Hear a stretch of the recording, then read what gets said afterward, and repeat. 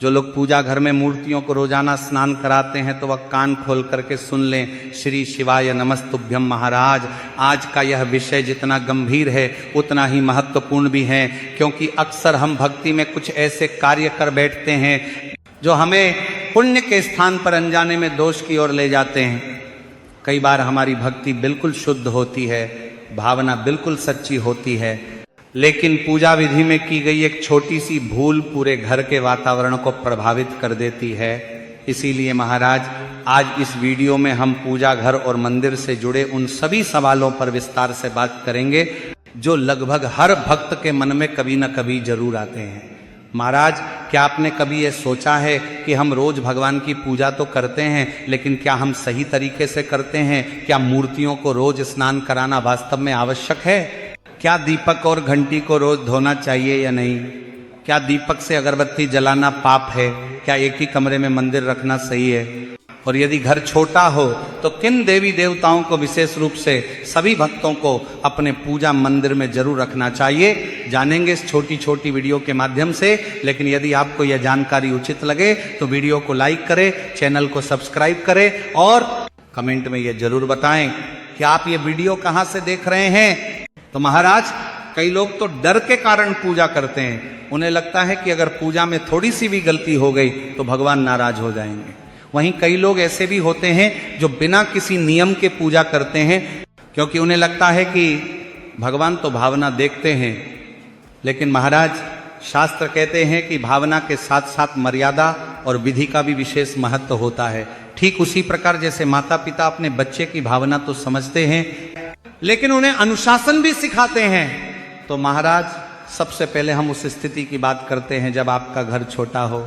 मान लीजिए आपके पास केवल एक ही कमरा है, आप किराए के मकान में रहते हैं या किसी छोटे से फ्लैट में रहते हैं और उसी कमरे में आपको सोना भी है, खाना भी है और पूजा भी करनी है। तो ऐसे में सबसे बड़ा सवाल यही उठता है कि क्या एक ही कमरे में मंदिर रखना सही है या नहीं?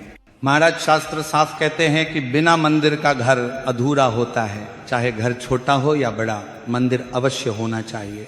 यदि आपके पास एक ही कमरा है तब भी आप मंदिर रख सकते हैं। बस ध्यान ये रखना है कि मंदिर को हमेशा ऊंचाई पर रखें, फर्श पर कभी भी मंदिर न रखें। दीवार पर टंगा हुआ मंदिर हो या लकड़ी का छोटा सा मंदिर, वह हमेशा शुद्ध और स्वच्छ स्थान पर होना चाहिए। महाराज, यदि एक ही कमरा है तो मंदिर के सामने पर्दा अवश्य होना चाहिए। रात के समय जब आप सोने जाएं तो मंदिर का पर्दा धीरे से बंद कर दें। इसका अर्थ ये नहीं कि आप भगवान से दूरी बना रहे हैं, बल्कि ये मर्यादा का प्रतीक है। दिन में पूजा के समय पर्दा खोलिए, श्रद्धा से भगवान का स्मरण कीजिए और फिर रात्रि में विश्राम से पहले पर्दा बंद कर दीजिए।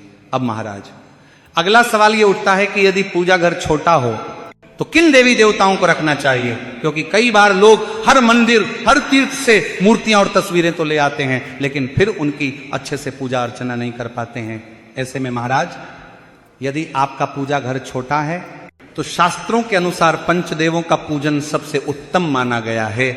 यानी ऐसे 5 देवता जिनके पूजन से सभी देवी देवताओं का आशीर्वाद स्वतः प्राप्त हो जाता है। इनमें सबसे पहले आते हैं भगवान गणेश। बिना गणेश जी के पूजन के कोई भी कार्य पूर्ण नहीं माना जाता, इसलिए आपके मंदिर में गणेश जी की प्रतिमा या तस्वीर अवश्य होनी चाहिए। इसके बाद भगवान शिव महाराज शिव जी ऐसे देवता हैं जो शीघ्र प्रसन्न भी होते हैं और शीघ्र कृपा भी करते हैं। शिव जी को घर के मंदिर में रखना अत्यंत शुभ माना गया है, लेकिन विधि का ध्यान रखना बहुत आवश्यक है, जिसकी चर्चा हम आगे करेंगे। तीसरे हैं भगवान विष्णु। विष्णु जी पालन करता है, संसार का संतुलन इन्हीं के हाथों में है। विष्णु जी के पूजन से घर में स्थिरता, शांति और संतुलन बना रहता है। चौथे स्थान पर माता लक्ष्मी। भक्तों, माता लक्ष्मी केवल धन की देवी नहीं है, बल्कि सुख, समृद्धि और सौभाग्य की देवी है। माता लक्ष्मी का वास वहीं होता है जहां स्वच्छता और मर्यादा होती है। अब महाराज, 5वें स्थान पर आप या तो हनुमान जी को रख सकते हैं या सूर्य भगवान को। हनुमान जी को संकट मोचन कहा गया है। जो भक्त सच्चे मन से हनुमान जी का स्मरण करता है उसके जीवन से भय दूर हो जाता है। वहीं सूर्य देव जीवन की ऊर्जा है। यदि आप नियमित रूप से सूर्य देव को जल अर्पित करते हैं तो शरीर और मन दोनों में सकारात्मकता बनी रहती है। अब महाराज यदि आपका मंदिर छोटा है अब तो इन्हीं 5 देवताओं तक सीमित रहना ही सबसे अच्छा होता है। इससे आपकी पूजा भी सरल रहेगी और नियमित भी। अब महाराज एक बहुत ही महत्वपूर्ण विषय की ओर आते हैं जिस पर लोग अक्सर ध्यान नहीं देते। यदि आपके पूजा घर में कोई मूर्ति या तस्वीर खंडित हो गई हो, यानी टूट गई हो, चटक गई हो या फोटो फट गई हो, तो ऐसे में क्या करना चाहिए? तो महाराज शास्त्रों के अनुसार खंडित मूर्ति या फटी हुई तस्वीर को पूजा घर में रखना शुभ नहीं माना जाता। ऐसा इसलिए नहीं कि भगवान नाराज हो जाते हैं, बल्कि इसलिए कि खंडित वस्तु नकारात्मक ऊर्जा को आकर्षित करती है। इसलिए यदि आपके मंदिर में ऐसी कोई मूर्ति या तस्वीर है तो उसे तुरंत सम्मान पूर्वक हटा देना चाहिए, तुरंत। लेकिन महाराज इसे फेंकना नहीं है। भगवान की कोई भी प्रतिमा या तस्वीर कूड़े में नहीं फेंकी जाती। उसे किसी साफ लाल कपड़े में लपेटिए, श्रद्धा से प्रणाम कीजिए और फिर किसी बहते हुए जल में प्रवाहित कर दीजिए। यदि नदी पास न हो तो कुएं या तालाब का भी प्रयोग किया जा सकता है। बस ध्यान रखें कि यह कार्य श्रद्धा और शांति के साथ किया जाए। अब महाराज एक और आम गलती जो लोग करते हैं वह यह है कि जब भी वे किसी तीर्थ स्थल पर जाते हैं तो वहां से बहुत सारी मूर्तियां और तस्वीरें खरीद लाते हैं। उन्हें लगता है कि जितने अधिक भगवान होंगे उतनी अधिक कृपा होगी। लेकिन महाराज यह सोच पूरी तरह सही नहीं है। शास्त्र कहते हैं कि उतने ही देवताओं को घर लाना चाहिए जितनी सेवा आप प्रतिदिन कर सकते हैं। यदि आप रोज पूजा नहीं कर पाएंगे तो धीरे धीरे आपके मन में अपराध बोध आएगा और पूजा से दूरी बनने लगेगी। इसलिए तीर्थ स्थल से वही प्रतिमा या तस्वीर लाएं जिनका आप नियमित पूजन कर सकें। इसी के साथ महाराज अगला सवाल यह आता है कि प्रतिदिन की पूजा कैसे करें, विशेषकर उन लोगों के लिए जो नौकरी करते हैं, जिनके पास समय बहुत कम होता है।